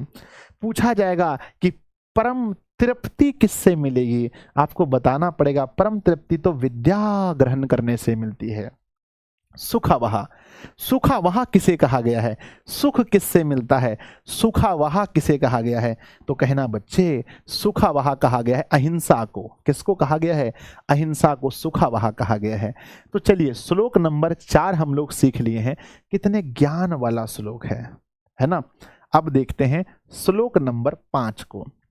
श्लोक नंबर 5 में विदुर क्या कहते हैं? कहते हैं त्रिविघ्न, है ना, त्रिविधम नरकश्चन नरकस्येदम द्वार नाश, है ना, नाश आत्मनः काम क्रोधस्तथा लोभ, है ना, लोभस्त अस्मादितः त्रयं त्यज्यते। कहते हैं मेरे बच्चे कि त्रिविधम नरकश्य, है ना, नरकेश्यदेम द्वारा, यानी नरक के कितने द्वार हैं। पूछा जाएगा कि बच्चों नरक में जाने के कितनी विधि है, कितने द्वार हैं। कहते हैं अगर आप चाहते हैं जीवन में नरक जाना है, अगर आपको नरक जाना है तो नरक के 3 द्वार हैं। त्रिविधम मतलब 3 विधि है। नरक, है ना, नरकश्यदम मतलब नरक के द्वारम, जो कि द्वार के रूप में 3 गो दरवाजा है जिसको खोल करके आप नरक में जा सकते हैं। 3 दरवाजा, 1 2 3 दरवाजा। कहते हैं नाश, ना, नाशनम आत्मनः, यानी अपनी आत्मा को नाश करने का 3 द्वार है। पहला है काम। काम मतलब बच्चों ये काम मत समझिए, काम का मतलब होता है सेक्सुअल डिजायर। अगर आपके मन में आप बच्चों हमेशा गंदा सोचते हैं, हमेशा सबको देख करके आपके मन में गलत भावना आती है, सेक्सुअल डिजायर मन में आता है, तो आप कहाँ जाएंगे बच्चों बताइए? आपके लिए कहाँ द्वार खुला है बताइए कमेंट बॉक्स में कि आपको कहाँ जाना पड़ेगा। गुरुजी हमें नरक जाना पड़ेगा अगर आपके अंदर सभी को देख करके सिर्फ और सिर्फ सेक्सुअल डिजायर आता है। काम मतलब सेक्सुअल डिजायर। क्रोधस्य, आप हमेशा गुस्सा करते हैं, हमेशा गुस्सा करते हैं। काम के बाद नंबर 2 है नरक। अगर जाना है तो आप हमेशा क्रोध कीजिए, गुस्सा कीजिए सबके ऊपर में, फिर भी आप नरक जाएंगे। लोभस्य, लालची बनिए, जीवन में लोभ कीजिए। अपना दोस्त भी है, उसके घर घूमने गए, उसका 2 सपड़ी चुरा के लेके आ गए, उसका कलम चुरा के लेके आ गए, दोस्त का कॉपी लेके भाग गए, है ना। तो ये सब क्या है? ये सब है बच्चों लोभ। तो काम, क्रोध और लोभ, ये तीन चीज ऐसा है जो आपको कहाँ पहुंचा देगा बच्चों, बताइए। ये तीन चीज आपको कहाँ पहुंचा देगा, ये तीन चीज आपको कहाँ पहुंचा देगा? तो गुरुदेव ये हमें नरक पहुंचा देगा। तो एग्जाम में पूछा जाएगा कि नरक के कितने द्वार हैं? हंसो मत, हंसो मत, हंसो मत, सही कह रहे हैं, है ना। नरक के कितने द्वार हैं? नरक के 3 द्वार हैं, है ना। आत्मा का नाश करने वाला द्वार कितना है? तो आत्मा का नाश करने वाला द्वार भी बच्चों 3 ही हैं। पहले का नाम है काम, दूसरे का नाम है क्रोध और तीसरे का नाम है लोभ। तो काम, क्रोध, लोभ, ये 3 द्वार हैं जिससे व्यक्ति नर्क तक पहुंच सकता है। अगर आप चाहते हैं कि हमको नर्क में जाना है तो खूब सेक्सुअल डिजायर अपने मन में लाइए, सर हमको नर्क जाना है, खूब गुस्सा कीजिए, अपने मम्मी को भी डांटिए, पापा को भी डांटिए, एकदम नर्क में जाइएगा, है ना। लोभ, खूब लालची बनिए, स्कूल में गए, स्कूल से 2 ईंटा लेके भाग जाइए, अपने दोस्त के घर में गए उसका कंबल लेके भाग जाइए, समझे कि नहीं। मौसा मौसी के यहाँ जाइए उसका तकिया लेके भाग जाइए, सबको नर्क मिलेगा, समझे कि नहीं समझे? यस सर, समझ गए। आगे बढ़ते हैं। छठे वाले मंत्र में कहते हैं, छठे मंत्र में विदुर समझाते हैं, कहते हैं कि षड्दोषान, है ना, षड्दोषाम पुरुषे नेहे हात्व्यः भूमि, है ना, भूमिच्छतः निद्रा तंद्रा भय क्रोध आलस्यु दीर्घ सूत्रता। कहते हैं बच्चों की षड्दोषानाम, षड्दोषाम पुरुषे नेहे हात्व्यः भूति, है ना, भूतिम छतः, यानी कि मनुष्य के अंदर में 6 प्रकार के दोष हैं जो उसको उन्नति नहीं करने देते हैं मेरे बच्चे। हात्व्यतः यानी कि उनको उन्नति करने से रोकते हैं। कहते हैं षड दोषा पुरुष ने, है ना, पुरुषे नेह हात्व्यः भूति मिच्छा, है ना, भूति मिच्छता, यानी कि उसको क्या करते हैं, 6 प्रकार के दोष हैं मनुष्य के अंदर जो कभी मनुष्य को उन्नति नहीं करने देते हैं। अगर मनुष्य को उन्नति करना है, जीवन में आगे बढ़ना है, तो कितने प्रकार के दोष त्यागने पड़ेंगे बच्चों, बताओ कितने प्रकार के दोष हैं? 6। एक होता है दोष, एक होता है दोस्त।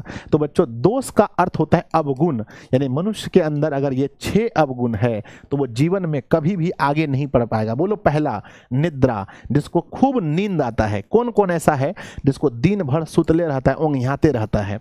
अगर आपको बहुत नींद आता है, निद्रा मतलब नींद, अगर आपको आ रहा है तो आपको नहीं, आप सफल नहीं होंगे जीवन में। निद्रा के बाद होता है बच्चों तंद्रा। तंद्रा का मतलब होता है ना, क्या होता है तंद्रा का मतलब होता है, नहीं होता है मतलब कि एक हो गया निद्रा, एक हुआ तंद्रा, मतलब सुस्तीपन, सुस्ती यानी कि फुर्त, है ना, सुस्ती मेरे बच्चे, है ना, सुस्ती। तो कहते हैं निद्रा, तंद्रा, और नंबर 3 है भय। अगर आपको हमेशा डर लगता है, भय, आपको डर लगता है तो आप जीवन में कुछ नहीं कर पाएंगे। चौथा आता है बच्चों क्रोध। अगर आप गुस्सा करते हैं तो भी आप जीवन में कुछ नहीं कर पाएंगे। आलस्य, अगर आप एकदम आलसी आदमी हैं तब भी आप जीवन में कुछ नहीं कर पाएंगे। और सबसे लास्ट में आता है मेरे बच्चे दीर्घ सूत्रता। अगर आप किसी भी समय, है ना, किसी भी काम को दीर्घ सूत्रता मतलब देर के लिए टाल देते हैं। बच्चों पढ़ लीजिए, ऐसा बाद में पढ़ेंगे। अच्छा, मम्मी बोली बेटा उठ करके थोड़ा दुकान चले जाओ, गेहूं पिसाना, मिल चले जाओ गेहूं पिसाने। अरे मम्मी बस 5 मिनट। अगर क्या आप भी ऐसा करते हैं, हमेशा किसी काम को देर के लिए टालते हैं? बोलो यस और नो। क्या आप हमेशा किसी काम को देर के लिए टालते हैं, है ना? क्या आप हमेशा किसी काम को देर के लिए टालते हैं? फोन किसी का आ जाना गलत बात है। क्या आप हमेशा किसी काम को देर के लिए टालते हैं? नहीं बच्चों, अगर आप टालते हैं तो समझिए आप जीवन में कभी भी आगे नहीं बढ़ पाएंगे, क्योंकि ये हमारे मनुष्य के अंदर कितने अवगुण हैं, कितने दोष हैं। अभी याद कीजिए सभी दोषों को। गुरुदेव सभी दोषों को कौन कौन याद कर पाएगा बताओ? गुरुदेव मैं याद कर पाऊंगा। सबसे पहला दोष है निंद्रा, निंद्रा सबसे पहले, फिर है बच्चों, फिर है तंद्रा, है ना, निंद्रा, तंद्रा, फिर है बच्चों, फिर है आलस्य, फिर क्या है आलस्य, फिर है बच्चों क्रोध, फिर क्या है क्रोध, है ना, निंद्रा, तंद्रा, क्रोध, है ना, भय, है ना, भय, आलस्य, क्रोध और दीर्घ सूत्रता, दीर्घ सूत्रता।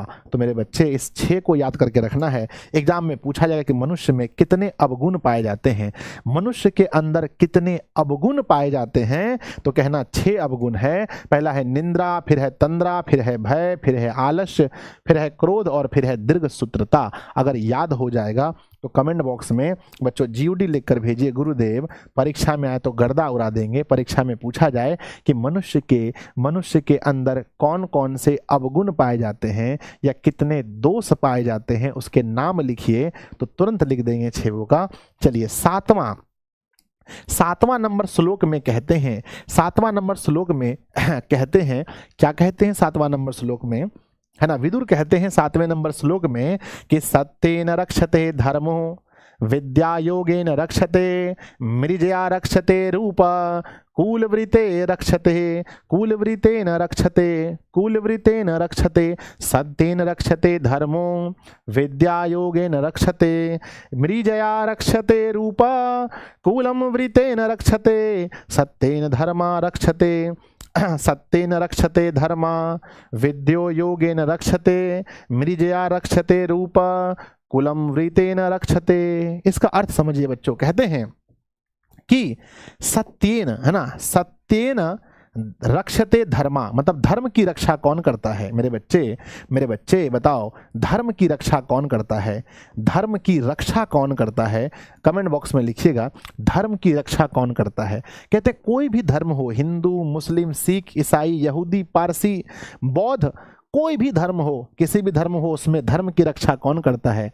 सत्य। यानी अगर सत्य उस धर्म में अगर सच बोला जा रहा है, सत्य बोला जा रहा है, तभी वो धर्म टिकेगा, नहीं तो 4 दिन में धर्म खत्म हो जाएगा। तो कहते हैं सत्येन रक्षते धर्मः, कहते हैं बच्चों कि सत्य ही धर्म की रक्षा करता है। विद्या योगेन रक्षते, और कहते हैं बच्चों विद्या की रक्षा कौन करता है? विद्या की रक्षा कौन करता है? विद्या की रक्षा कौन करता है? तो कहते हैं विद्या की रक्षा करता है योग। योग का मतलब होता है, योग का मतलब होता है अभ्यास, जिसको इंग्लिश में बोलते हैं प्रैक्टिस। क्या बोलते हैं? प्रैक्टिस। आप बच्चों, है ना, आप एगो चैप्टर मैथ का पढ़ लीजिए, कोई भी चैप्टर पढ़ लीजिए, अगर आप उसको रिवीजन नहीं करेंगे, अगर आप उसका प्रैक्टिस नहीं करेंगे, तो क्या वो चैप्टर बचा रहेगा? क्या वो चैप्टर आपको याद रहेगा? नहीं गुरुदेव, नहीं गुरुदेव, वो चैप्टर आप भूल जाएंगे, हिसाब बनाना भी आप भूल जाएंगे। इसलिए याद रखिएगा बच्चों कि, है ना, विद्या की रक्षा किससे होती है? विद्या की रक्षा योग से होती है। धर्म की रक्षा किससे होती है? धर्म की रक्षा सत्य से होती है। और कहते हैं मृजया रक्षते रूप, और रूप की रक्षा, जो सुंदर सुंदर दिखते हैं, रूप की रक्षा किससे होती है? रूप की रक्षा किससे होती है? रूप की रक्षा किससे होती है? तो कहते हैं रूप की रक्षा होती है, रूप की रक्षा होती है किससे? मृजया। मृजया मतलब होता है मेरे बच्चे जो मेकअप करते हैं, है ना, मृजया मतलब बच्चों मेकअप, जो हम लोग, है ना, जो मेकअप होता है, मेकअप जो होता है, अगर रूप को बचाना है तो आपको मेकअप करना पड़ेगा, मेकअप करेंगे तभी तो रूप बचेगा मेरे बच्चे। तो मृजया से। और कहते हैं कुलम वृतेन रक्षते, और बच्चों कहते हैं कुल की रक्षा किससे होती है? कुल की रक्षा होती है बच्चों वृतेन मतलब होता है आचरण, अच्छे आचरण से, है ना, अच्छे आचरण से। क्या लिखेंगे? अच्छे आचरण से। अच्छे आचरण से किसकी रक्षा होती है? कुल की रक्षा। अगर मान लीजिए बच्चों कि आप, है ना, आप अगर बच्चों आपका अच्छा आचरण नहीं है, रोड में कोई जा रहा है उसको गरिया दिए, आपके घर में कोई आया आप उसको भी गरिया दिए, किसी लड़की के साथ भाग के बिया कर लिए, सबको गरिया रहे हैं, तो बताइए मेरे बच्चे, आप मुझे बताइए कि क्या आपके कुल की रक्षा होगी? क्या आपके कुल की रक्षा होगी? यस और नो, हम जो पूछ रहे हैं वो बताइए, हंसिए मत, खाली हंसिए मत, बताइए, है ना। तो कहते हैं गुरुजी नहीं गुरुजी, नहीं हो सकता है, नहीं हो सकता है, बिल्कुल नहीं हो सकता है, क्योंकि कुल की रक्षा होती है अच्छे आचरण से। अगर आप अच्छा आचरण करेंगे, कोई आपके घर में आया, नमस्ते, बैठिए, पानी पीजिए, ऐसे कीजिएगा, तब कुल की रक्षा होती है। तो यहाँ से 4 ऑब्जेक्टिव बनेगा कि धर्म की रक्षा किससे होती है? तो कहना है बच्चों सत्य से। विद्या की रक्षा किससे होती है? योग से। रूप की रक्षा किससे होती है? मृजया से। और कुल की रक्षा किससे होती है? तो अच्छे आचरण से। अच्छे आचरण से कुल की रक्षा होती है। तो श्लोक नंबर 7वां था। अब पढ़ेंगे हम लोग श्लोक नंबर 8वां। कहते हैं श्लोक नंबर 8वां लिखा है कि, है ना, कि सुलभाम पुरुषः राजन सततम प्रियवादिनः, अप्रियस्ता तु पथ्यस्थ वक्ता श्रोता चे दुर्लभ। मतलब ये हुआ बच्चों की सुलभा पुरुष, मतलब सुलभ, मतलब मीठा मीठा बोलने वाले, सुलभ सुलभा पुरुष राजन सत्यता ना सतता प्रियवादिन। कहते हैं सतत मतलब कि हमेशा, सतत मतलब हमेशा, प्रियवादी ने मतलब हमेशा मीठा मीठा बोलने वाले, हमेशा प्रिय प्रिय बोलने वाले जो पुरुष होते हैं वो सुलभ यानी आसानी से मिल जाते हैं, है ना बच्चों। आप देखे होंगे आप गलत भी काम कर रहे हैं, कितना अच्छा काम कर रहे हैं, आपका खराब भी हैंड राइटिंग है, कितना अच्छा हैंड राइटिंग है, देखने में आप चिमगांडी, है ना, क्या होता है उसको, चिमकांडी की तरह लग रहे हैं, फिर भी लोग कहेंगे देखने में एकदम ऐश्वर्या राय ऐसा लग रहे हैं। तो मेरे बच्चे, आपकी झूठी प्रशंसा करने वाले लोग आसानी से मिलते हैं, बोलो हाँ या ना। आपकी झूठी प्रशंसा करने वाले लोग आसानी से मिलते हैं कि नहीं, मुझे बताइए, यस और नो, यस और नो। यस सर, झूठी प्रशंसा करने वाले कहते हैं कि सुलभ, है ना, कहते हैं कि सुलभा पुरुष राजन सततम प्रियवादिन। कहते हैं हमेशा हमेशा प्रिय बोलने वाले लोग सुलभ हैं, यानी बड़ी आसानी से आपको मिल जाते हैं। अप्रियस्ता तु पथ्यस्य वक्ता श्रोता च दुर्लभ। और कहते हैं जो सही बोलने वाले लोग हैं, जो आपको सही मार्ग दिखाने वाले लोग हैं मेरे बच्चे, क्या वो आसानी से मिलते हैं? जो आपको पढ़ने के लिए बोले, जो आपको कहे कि बच्चों पढ़ाई कीजिए, अगर नहीं पढ़ाई करेंगे, बड़े होकर के अच्छे से आप नहीं कमाएंगे, तो आपके माता पिता कभी सुखी नहीं रहेंगे। आप अपने आने वाली पीढ़ी के लिए बच्चों बदनसीबी लेकर के आएंगे, ऐसा है ना। तो इसलिए बोलते हैं ऐसे लोग जो हैं, जो अप्रिय बोलने वाले लोग, बच्चों अप्रिय बोलने वाले लोग, है ना, आपसे पूछा जाए कि कैसे लोग, है ना, कैसे लोगों का मिलना, कैसे लोगों का मिलना सुलभ है, तो कहना बच्चों प्रियवादी, जो प्रिय बोलने वाले लोगों का मिलना सुलभ है। कैसे बोलने वाले लोगों का मिलना सुलभ है, तो कहना बच्चों प्रिय बोलने वाले लोगों का मिलना सुलभ है, आसान है। लेकिन अप्रिय बोलने वाले लोगों का मिलना क्या है, बताओ? अप्रिय बोलने वाले लोगों का मिलना क्या है? अप्रिय बोलने वाले लोगों का मिलना क्या है? तो अप्रिय बोलने वाले लोगों का मिलना दुर्लभ है, जल्दी नहीं मिलते हैं, आसानी से नहीं मिलते हैं, क्योंकि ये लोग आपके जीवन को बदलने आते हैं, ये लोग आपके जीवन को बदलने आते हैं, याद रखिएगा। चलिए 9वें नंबर श्लोक में चलते हैं। 9वां नंबर श्लोक में लिखा गया है, 9वें नंबर श्लोक में, 8वां समझ गए तो दिल बनाकर भेजिए। इसमें यही बताया गया है कि जो लोग आपका हित चाहते हैं, आपको अप्रिय भी बोलेंगे, हित चाहने वाले लोग आपको अप्रिय भी बोलेंगे, लेकिन इसका मिलना दुर्लभ है। और झूठी बड़ाई करने वाले लोग तो बहुत मिलते हैं। चलिए 9वें नंबर श्लोक में क्या कहा गया है? 9वें नंबर श्लोक में कहा गया है बच्चों, सुनिएगा, कहते हैं अकृति विनयो हनति, हनत्य, है ना, हनय अनर्थ पराक्रमः, हनति नित्यम क्षमा क्रोध, है ना, क्रोध आचरणो हंत्य लक्षणम। कहते हैं मेरे बच्चे ध्यान दीजिएगा, कहते हैं विनय से, हनति मतलब मरना, मतलब विनय किसको मारता है? विनय किसको मारता है? तो विनय, अगर बच्चों आपके अंदर विनम्रता है, अगर आपके अंदर विनम्रता है, कितना भी लोग गुस्सा में आपके सामने आ जाए, गुस्सा में, कितना भी एकदम गुस्सा में लोग हैं, अगर आप विनम्र रहेंगे तो बोलिए उस पर असर पड़ता है कि नहीं? कमेंट बॉक्स में लिखिए, बिल्कुल असर पड़ता है। तो एग्जाम में पूछा जाएगा अकृति को कौन मारता है, विनय किसको मारता है? विनय का अर्थ है विनम्रता। विनम्रता किसको मारता है? तो बच्चों विनम्रता मारता है अकृति को, यानी बच्चों जो बुरा होने वाला कोई काम है तो उसको विनय ही मार सकता है। इसीलिए बच्चों अगर आपके अंदर अगर विनम्रता है तो जल्दी कोई अकृति मतलब खराब काम नहीं होगा, है ना, क्योंकि विनय जो है अकृति को मार देता है, खराब काम को मार देता है। कहते हैं कि हनत्य अनर्थ पराक्रमः, कहते हैं बच्चों कि पराक्रम किसको मारता है? पराक्रम किसको मारता है? तो पराक्रम मेरे बच्चे अनर्थ को मारता है। अगर कुछ अनर्थ होने वाला है तो वहां पर आपको पराक्रम मतलब कि कठोर फैसला लेना पड़ता है। कहते हैं हनति नित्यम क्षमा, कहते हैं बच्चों, है ना, क्षमा ना कहते हैं हनति हनति नित्यम क्षमा क्रोध क्रोधमा, है ना, क्रोधम है ना, क्रोधम आचारो हनत लक्षणम। कहते हैं मेरे बच्चे कि जो क्रोध है उसको कौन खत्म करता है? जो क्रोध है ना, माफ कीजिएगा, जो क्षमा है वो किसको मारता है? क्षमा।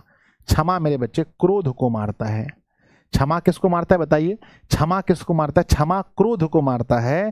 कहते हैं कि जो है ना और जो है ना क्रोधम आचरो हनतः लक्षणम, और जो कहते हैं कि अच्छे लक्षण है ना, और जो लक्षण होते हैं बच्चों, जो है ना अच्छे लक्षण होते हैं वो किसको मारता है? वो बच्चों आचरण, किसको है ना, वो बच्चों बुरे आचरण को मारता है। किसको मारता है? बुरे आचरण को, है ना। बुरे आचरण को जो है कि जो अच्छा लक्षण होता है, जो अच्छा लक्षण होता है वो बुरे आचरण को मार देता है। यहाँ पर थोड़ा सा बच्चों डाउट हो रहा है, तो ये बताइए कि विनय किसको मारता है? विनय किसको मारता है? कमेंट बॉक्स में लिखिएगा। तो विनय मारता है अकृति को, यानी कि जो बच्चों जो काम बुरे होने वाले हैं उसको विनय मारता है। कहते हैं बच्चों कि पराक्रम किसको मारता है? तो अनर्थ को मारता है। क्षमा किसको मारता है? क्रोध को मारता है। और लक्षणम बच्चों तो बुरे आचरण को, आपके अच्छे आचरण जो है, अच्छा लक्षण जो है, अच्छा लक्षण जो है वो बच्चों आपके बुरे आचरण को मार देता है। थोड़ा सा इसमें डाउट है बच्चों, इस जगह थोड़ा सा मुझे, ठीक है। लास्ट श्लोक, अगर ये वाला श्लोक हो गया है तो दिल बनाकर भेजिए कि सर श्लोक हो गया। अब लास्ट श्लोक होने वाला है। लास्ट श्लोक देखेंगे बच्चों, लिखा गया है। कहते हैं कि पूजन्या महाभाग पुण्याश्च गृहदीप्त स्त्रियः श्रियो गृहस्थ ना गृहस्य उक्तास्त अस्माद् रक्षा विशेषः। कहते हैं कि बच्चों पूजनीय महाभागे, कहते हैं कि पूजनीय है। स्त्रियां क्या हैं बताओ कमेंट बॉक्स में। स्त्रियां क्या हैं? जो स्त्री है वो क्या है? वो पूजनीय है, यानी कि हर व्यक्ति को स्त्री की पूजा करनी चाहिए। यानी लास्ट में स्त्री के बारे में कहा गया है, क्योंकि जो महाभारत युद्ध हुआ था ना, जो महाभारत युद्ध हुआ था वो बच्चों द्रौपदी के कारण हुआ था, और द्रौपदी एक स्त्री थी, इसलिए कहते हैं कि पूजनीय महाभागे। कहते हैं बच्चों पूजनीय है और महाभाग है। महाभाग है, जिसके घर में भी स्त्री का जन्म हुआ है, समझिए बच्चों महाभाग से हुआ है। तो इस ना पूजनीय महाभाग है ना, पुण्याश्च गृहदीप्त। गृह मतलब होता है घर, दीप्त मतलब होता है दिया, यानी घर का दीप किसे कहा गया है ना, घर का दीप बच्चों, है ना। घर का दीप किसे कहा गया है? घर का दीप किसे कहा गया है? तो याद रखना स्त्री को क्या कहा गया है? स्त्री को घर का दीपक कहा गया है। कहते हैं स्त्रियः स्त्रियो गृहस्थ ना, और कहते हैं मेरे बच्चे जो गृहस्य उक्तास्त अस्माद् रक्षः विशेषतः, यानी कि इसके जो है विशेष रूप से हमें रक्षा करनी चाहिए। कहते हैं, इसका हिंदी में आपको बताता हूं बच्चों, कि जो स्त्रियां होती हैं, जो महिलाएं होती हैं, वो पूजनीय हैं। वो महाभाग लेकर हमारे घर में आती हैं। जितनी भी स्त्रियां हैं वो हमारे घर में महाभाग लेकर आती हैं, और कहते हैं कि वो पुण्य देती हैं। वो क्या देती हैं बच्चों? वो पुण्य है ना। स्त्रियां हमें क्या देती हैं बताओ? स्त्रियां हमें पुण्य देती हैं। स्त्रियां पुण्य की खान हैं। स्त्रियां महाभाग की होती हैं। स्त्री पूजनीय होती हैं और घर की दीपक होती है। इसीलिए जो पुरुष है उसे विशेष रूप से स्त्रियों की रक्षा करनी चाहिए। तो बच्चों बताओ, पुरुष को किसकी रक्षा करनी चाहिए? कमेंट बॉक्स में लिखिए, किसकी रक्षा करनी चाहिए? तो स्त्रियों की रक्षा करनी चाहिए। पुरुष को किसकी रक्षा करनी चाहिए? कमेंट बॉक्स में लिखिएगा। तो बच्चों पुरुष को स्त्री की रक्षा करनी चाहिए। समझ गए बच्चों? तो प्यारा सा दिल बनाकर भेजिए। यही हमारे 10 श्लोक थे, यही हमारे 10 श्लोक थे जो कि मैंने आप लोगों को बताया। यही हमारे 10 श्लोक थे बच्चों जो मैंने आप लोगों को बताया है। ठीक है, यही 10 श्लोक थे जो मैंने आप लोगों को बताया है। चलिए अब हम लोग क्वेश्चन आंसर करते हैं। रेडी? बताओ, क्या आप लोग क्वेश्चन आंसर के लिए रेडी हैं? क्या क्वेश्चन आंसर के लिए तैयार हैं बच्चों? बोलो यस और नो। तैयार हैं? आज यस और नो जल्दी बताइए, बिल्कुल तैयार होना चाहिए। यस और नो, बिल्कुल बिल्कुल बिल्कुल बच्चों, तैयार हैं आप लोग? आइए सबसे पहला सवाल देखते हैं, नीति श्लोका पाठ किससे संकलित है? तो मैंने बोला था विदुर नीति से लिया गया है। नीति श्लोका पाठ किस ग्रंथ से लिया गया है? अगर बच्चों विदुर नीति नहीं है तो महाभारत है, क्योंकि महाभारत बड़ा, देखो ये है महाभारत, इसके अंदर में है विदुर नीति, छोटका ऐसा है, और इसके अंदर में नीति श्लोका। नीति श्लोका पाठ महाभारत का भी अंश है, विदुर नीति का भी अंश है। ऑप्शन में अगर रहेगा बच्चों जो उसके अनुसार हम लोग सही करेंगे। अगला क्वेश्चन, नीति श्लोका पाठ के रचनाकार कौन है? नीति श्लोका पाठ के रचनाकार है महर्षि विदुर बच्चों, है ना। नीति श्लोका पाठ में कितने श्लोक हैं वो तो अभी आप लोग पढ़ के आए हैं तो पता होगा कि कुल 10 श्लोक हैं। विदुर किसके प्रश्नों का उत्तर देते हैं? विदुर बच्चों धृतराष्ट्र के प्रश्न का उत्तर देते हैं। विदुर कौन थे? तो विदुर एक मंत्री थे, मैंने बताया था। विदुर नीति के रचनाकार कौन है? तो महर्षि विदुर हैं। अगला क्वेश्चन है, विदुर नीति किस ग्रंथ का अंश है? तो महाभारत का विशेष अंश है। अगला, विनय को कौन मारता है? विनय को कौन मारता है, माफ कीजिएगा, विनय को कौन मारता है? तो मैंने ये बताया था बच्चों कि विनय किसको मारता है, विनय को कौन मारता है? तो अकृति बच्चों, याद होगा आपको, अकृति अभी जस्ट पढ़ाए थे आपको। अगला, कैसे पुरुष सभी जगह सुलभ होते हैं? कैसे पुरुष सभी जगह सुलभ होते हैं? तो मीठा मीठा बोलने वाले लोग हमेशा सुलभ होते हैं। तो कैसे पुरुष सुलभ होते हैं? तो प्रियवादी पुरुष, जो मीठा बोले, प्रिय बोलने वाले लोग सुलभ होते हैं। बिना बुलाए कौन आता है? तो बच्चों बिना बुलाए तो मूर्ख आता है बाबू। सभी जीवों के सत्य को जानने वाला कौन है? सभी जीवों के सत्य को जानने वाला कौन है? कमेंट बॉक्स में लिखिएगा। सभी जीवों के सत्य को जानने वाला ही तो पंडित कहलाता है। बिना पूछे बोलने वाला भी मूर्ख कहलाता है गुरुजी। काम क्रोध और लोभ किसके द्वार हैं? हमने बताया काम क्रोध और लोभ ये तीनों नरक के द्वार हैं गुरुजी। धर्म की रक्षा किससे होती है? तो कहते हैं सत्य, सत्य से धर्म की रक्षा होती है। सत्य से धर्म की रक्षा होती है। नरक के कितने द्वार हैं? ये तो आप लोग कमेंट बॉक्स में बताइएगा, नरक के कितने द्वार हैं।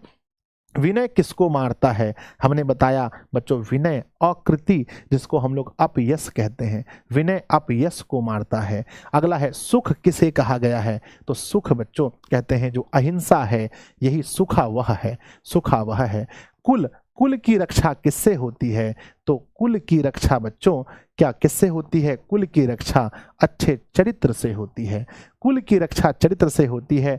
कौन सबसे श्रेष्ठ है? मैंने बताया था एको धर्मः परम श्रेयः।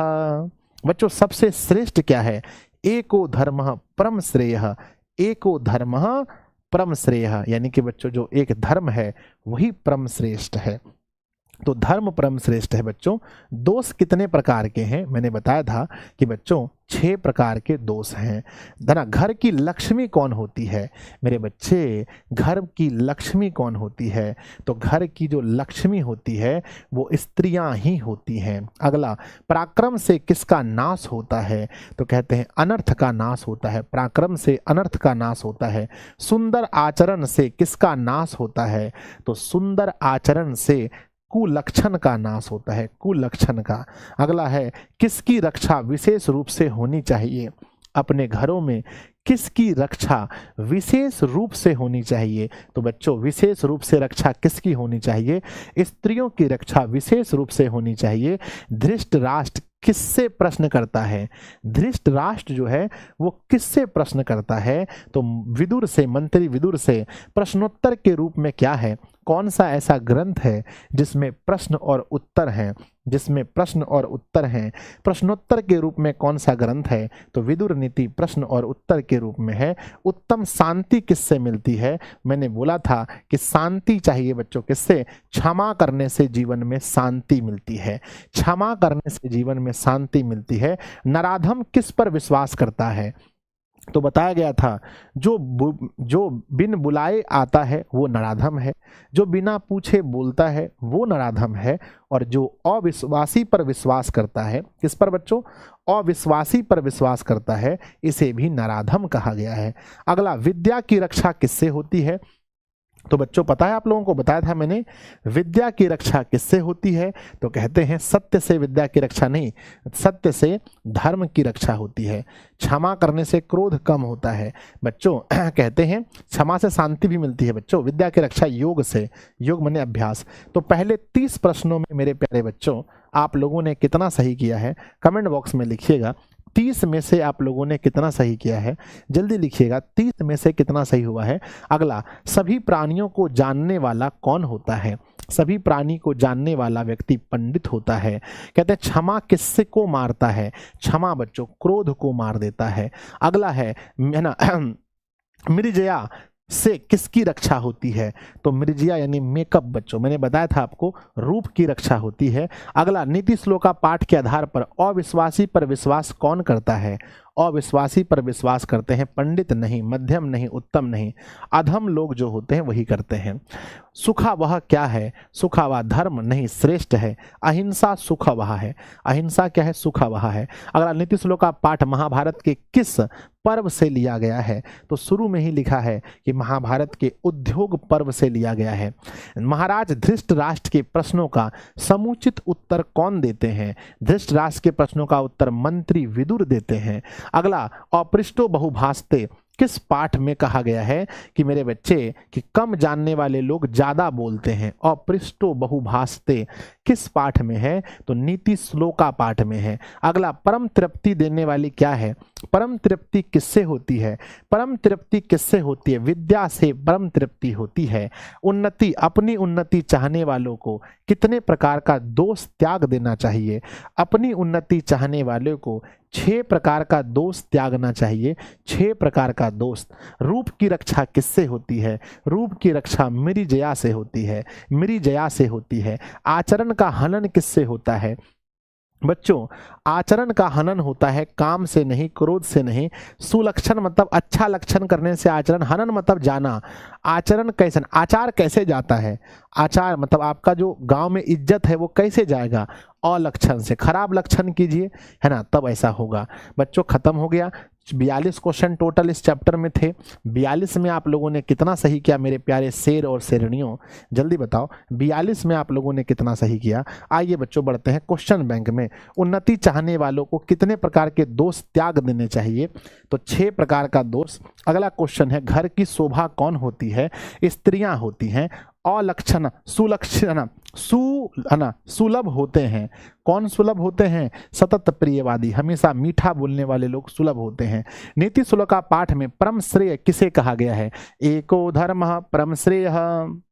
नीति श्लोका पाठ महाभारत के किस पर्व से लिया गया है? उद्योग पर्व से लिया गया है। विनय किसका नाश करती है? विनय बच्चों अकृति की नाश करती है। उत्तम शांति क्या है? क्षमा बच्चों उत्तम शांति है। अपृष्टो बहुभाषते किस पाठ में कहा गया है? नीति श्लोका पाठ में कहा गया है। परम तृप्ति देने वाली क्या है? विद्या हमें परम तृप्ति देती है। नीति श्लोका पाठ किस ग्रंथ से लिया गया है? तो मेरे बच्चे नीति श्लोका पाठ विदुर नीति से लिया गया है। रूप की रक्षा किससे होती है? रूप की रक्षा मृजया से होती है। अगला, महाराज धृतराष्ट्र के प्रश्नों का समुचित उत्तर कौन देते हैं? मंत्री विदुर देते हैं। अगला, परपीड़न किसके लिए होता है? परपीड़न बच्चों पाप नाश के लिए होता है।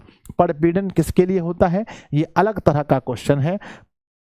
पाप नाश के लिए। नरक कितने द्वार हैं नरक के, जिसे व्यक्ति को जिनसे व्यक्ति का नाश होता है? 3 द्वार हैं बच्चों। बिना बुलाए कौन आता है? बिना बुलाए मूर्ख आता है। अगला, विदुर नीति किस ग्रंथ का अंश है? महाभारत का अंश है। अगला, धर्म की रक्षा किससे होती है? सत्य से धर्म की रक्षा होती है। आचर का हनन किससे होता है? अलक्षण से, जस्ट पढ़े थे अभी। विद्या की रक्षा किससे होती है? विद्या की रक्षा योग से होती है। नीति श्लोका पाठ के आधार पर सुख देने वाली क्या है? तो कहते हैं अहिंसा सुखावह, सुख देती है। नीति श्लोका पाठ में कितने श्लोक हैं? कुल 10 श्लोक हैं। और सतत प्रियवादी लोग कैसे होते हैं? हमेशा प्रिय बोलने वाले लोग सुलभ होते हैं, आसानी से मिलते हैं। अनर्थ का नाश किससे होता है? अनर्थ का नाश बच्चों पराक्रम से होता है। खत्म हो गया मेरे बच्चे। 23 में से आप लोगों ने कितना सही किया मुझे बताइएगा। 23 प्रश्नों में आप लोगों ने कितना सही किया है? सब्जेक्टिव का पहला क्वेश्चन देखिएगा। 23 में से आप लोगों ने कितना सही किया बताइए। सर प्लीज एगो सॉन्ग सुनाइए। नहीं बाबू, अभी सॉन्ग नहीं सुनाना है, अभी आप पढ़ाई पर ध्यान दीजिए जल्दी से। क्रैश कोर्स कब आएगा सर? डेट बहुत ही जल्दी आपको बता दिया जाएगा क्रैश कोर्स के बारे में, टेंशन नहीं लेने का। अगला क्वेश्चन देखते हैं, अपनी प्रगति चाहने वाले को क्या करना चाहिए? बच्चों देखिए, कहते हैं अपनी प्रगति चाहने वाले को निद्रा, तंद्रा, भय, क्रोध, आलस और देर से काम करने की आदत त्याग देना चाहिए। लिख देंगे और एग्जाम में पूछा जाएगा कि अपनी प्रगति चाहने वाले को क्या करना चाहिए। तो बच्चों ये जो निद्रा है, तंद्रा है, भय है, क्रोध है, आलस है और देर से काम करने की आदत जो है, इसको त्याग देना चाहिए। नीति श्लोका पाठ के आधार पर मूर्ख के लक्षण क्या हैं? मूर्ख के लक्षण है बच्चों, नीति श्लोका पाठ में महात्मा विदुर ने मूर्ख व्यक्ति के 3 लक्षण बताए हैं। ऐसा व्यक्ति जो बिना बुलाए आता है तथा बिना पूछे ही अधिक बोलता है और अविश्वासी पर विश्वास करता है, ऐसे व्यक्ति को मूर्ख कहा गया है। हो जाएगा? तो बताइए कमेंट बॉक्स में यस गुरुजी हो जाएगा। क्या आप बता सकते हैं कि मूर्ख के कौन कौन से लक्षण हैं? मूर्ख जो बिना बुलाए आता है, बिना पूछे बहुत बोलता है और अविश्वासी व्यक्ति पर भी विश्वास करता है, इसे ही तो हम लोग मूर्ख कहते हैं। अगला है कि नीति श्लोका पाठ में नरक के कितने द्वार हैं, उसका नाम क्या है? तो लिखेंगे नीति श्लोका पाठ के आधार पर नरक के 3 द्वार हैं। पहला है काम, फिर है क्रोध और फिर है लोभ। तो काम, क्रोध और लोभ यही तो 3 हैं। हो गया बच्चों? लिख देंगे तो यस लिख करके भेजिए। अगला है कि नीच मनुष्य कौन है? पठित पाठ के आधार पर स्पष्ट कीजिए। तो वही नीच मनुष्य है बच्चों। नीच मनुष्य के बारे में कहते हैं, नीच मनुष्य कौन है? जो बिना बुलाए हुए प्रवेश करता है, बिना पूछे बहुत बोलता है, अविश्वासी पर विश्वास करता है, ऐसे पुरुष को ही नीच श्रेणी में आते हैं। ऐसे पुरुष ही कहाँ आते हैं? ऐसे पुरुष ही कहाँ आते हैं? नीच की श्रेणी में आते हैं, नीच की श्रेणी में आते हैं। हो जाएगा बच्चों? तो यस लिखकर भेजिए, गुरुदेव गर्दा उड़ा देंगे। अगला क्वेश्चन है, नीति श्लोका पाठ के आधार पर स्त्रियों की क्या विशेषता है? स्त्री की विशेषता क्या है?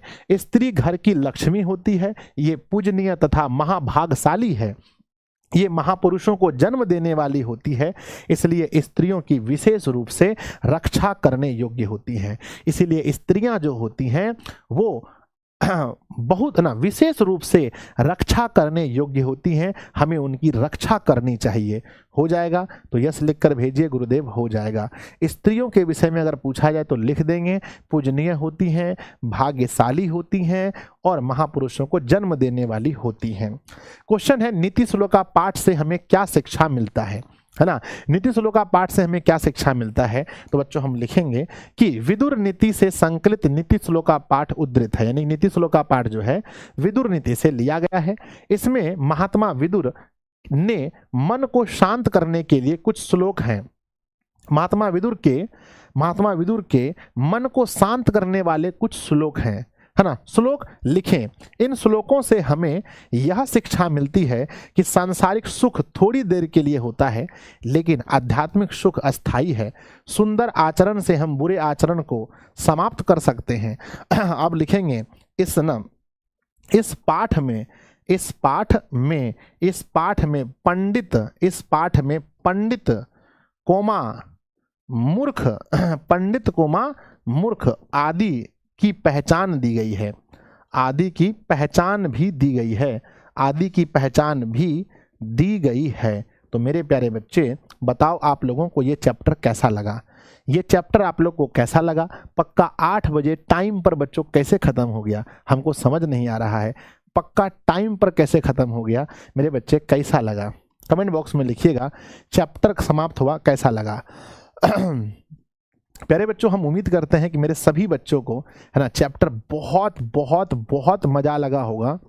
चैप्टर कैसा लगा जरूर बताइए। और सभी लोग, जितने भी लोग हैं, सब लोग बच्चों कमेंट जरूर कीजिएगा। इस वीडियो के नीचे कमेंट जरूर कीजिएगा सभी लोग कैसा लगा। और सुबह बच्चों हम कल सुबह बच्चों रात में ऑफिस बहुत लेट से आए थे तो थोड़ा सा नहीं ले पाए थे क्लास, लेकिन कल सुबह कितने बजे क्लास है बताइएगा। मैथ्स का क्लास कितने बजे है बच्चों? कल सुबह है 6 बजे। और बच्चों आप लोग को छुट्टी भी देना है ना, तो छुट्टी भी आप लोग को मिलेगा, टेंशन मत लीजिए। सभी बैच में छुट्टी हो चुका है। 11th और 12th वाले बैच में छुट्टी दे दिया गया है, बस आप लोग बचे हैं। 11 12th बैच में छुट्टी हो गया है बच्चों। किस तारीख को? 29 तारीख और 30 तारीख 29, 30, 1 और 2, ये 4 दिन का छुट्टी मिला है, क्योंकि सब सर लोग बाहर गए हैं। 10th में तो आप लोग को हम ही पढ़ाते हैं, हम ही आप लोग को पढ़ाते हैं, इसलिए छुट्टी अभी नहीं दिया गया है, हम और मनीष सर। तो आप लोग को भी छुट्टी मिलेगा दुर्गा पूजा का। उसके बाद हम लोग फिर से 3 तारीख से क्लास में भिड़ जाएंगे। तो आप लोग को भी छुट्टी का डेट नहीं है, लेकिन कल हम पढ़ाएंगे। तो 29 मान लीजिए कल आप लोग को पढ़ा देंगे, तो 30, 1 और 2, ये 3 दिन आप लोग को छुट्टी मिलेगा। मेला वाला भी घूमना जरूरी है ना। चलिए तो मिलते हैं अगली क्लास में। बाय बच्चों, लव यू सभी को। चलिए सब लोग कमेंट बॉक्स में लिखिएगा कैसा लगा क्लास, जरूर बताइएगा सभी लोग बच्चों, ठीक है ना। मैथ और साइंस का आंसर दे दिए सर, ठीक है, मिल जाएगा।